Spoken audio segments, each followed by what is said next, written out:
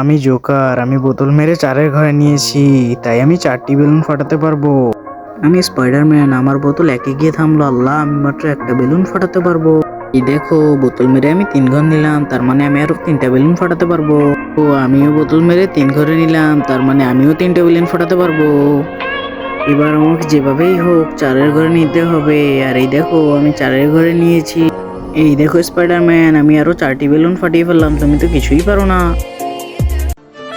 বন্ধুরা, আমাকে জিততে হলে তোমাদের সাহায্য লাগবে। তোমরা তাড়াতাড়ি লাইক এবং সাবস্ক্রাইব করে দাও, তাহলে আমি সব বেলুনগুলো ফাটিয়ে ফেলবো।